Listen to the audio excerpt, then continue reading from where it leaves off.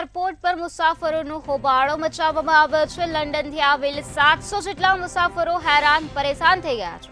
રાત્રે 3 વાગે દિલ્હી પહોંચ્યા હતા ગુજરાતી મુસાફરો। એર ઇન્ડિયા ફ્લાઇટ મારફતે લંડનથી તેઓ દિલ્હી પહોંચ્યા હતા।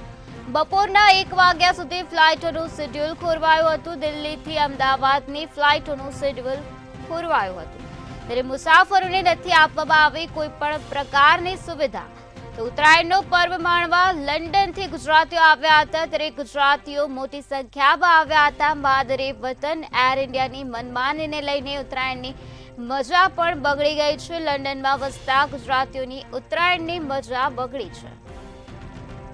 તો દિલ્હી એરપોર્ટ ઉપર મુસાફરો દ્વારા હોબાળો મચાવવામાં આવ્યો છે, જેમાં લંડનથી 700 જેટલા મુસાફરો માદરે વતન આવ્યા હતા, ત્યારે રાત્રે 3 વાગે દિલ્હી પહોંચ્યા હતા આ ગુજરાતી મુસાફરો। એર ઇન્ડિયા ફ્લાઇટ મારફતે લંડનથી તેઓ દિલ્હી પહોંચ્યા હતા। તો બપોરના 1 વાગ્યા સુધી ફ્લાઇટોનું શેડ્યુલ ખોરવાયું છે। તો આ જ મુદ્દે વધુ માહિતી આપવા માટે આપણી સાથે સંવાદદાતા સરફરાજ નાગોરી જોડાઈ ગયા છે। જે સરફરાજ, દિલ્હી એરપોર્ટ ઉપર મુસાફરોનો હોબાળો મચાવવામાં આવ્યો છે, શું છે વધુ વિગત?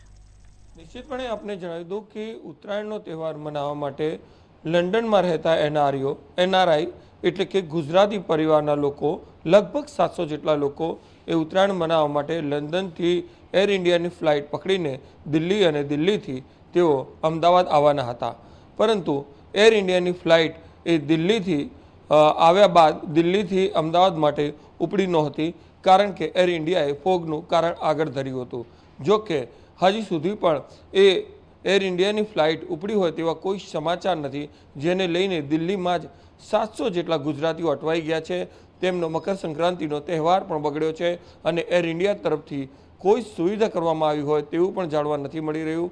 અને ત્યાં જે ઉપસ્થિત મુસાફરો છે તેમનું કહેવું છે કે તેઓ પરેશાન થઈ રહ્યા છે, પરંતુ એર ઇન્ડિયા તરફથી યોગ્ય પ્રત્યુત્તર પણ અપાતું નથી, સાથે સાથે તેમના માટે કોઈ વૈકલ્પિક વ્યવસ્થા પણ કરાઈ નથી, જેના લઈને આ 700 ગુજરાતીઓનો તહેવાર બગડવા પામ્યો છે। જે સરફરાજ, ફ્લાઇટોનું શેડ્યુલ ખોરવાયું છે, જેના કારણે આ 700 જેટલા મુસાફરો પરેશાન થઈ રહ્યા છે। તો હાલ આ ફ્લાઇટોને શેડ્યુલ ખોરવાયું છે, જેના કારણે મુસાફરોમાં કેટલો રોષ જોવા મળી રહ્યો છે, તે લોકોને કેટલું હેરાન પરેશાન થવા મળી રહ્યું છે?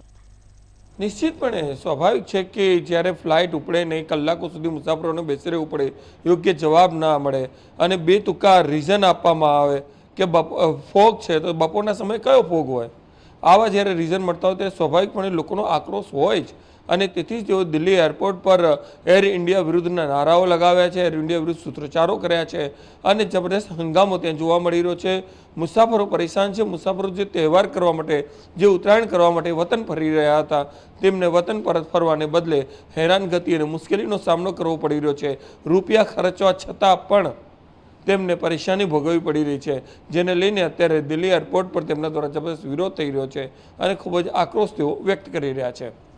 જી સરફરાજ, સમગ્ર માહિતી આપવા બદલ આભાર। મુસાફરો પોતાનો આક્રોશ વ્યક્ત કરી રહ્યા છે। રાત્રે 3 વાગે તેઓ દિલ્હી પહોંચ્યા હતા, ત્યારે બપોરના 1 વાગ્યા સુધી ફ્લાઇટોનું શેડ્યુલ ખોરવાયું છે।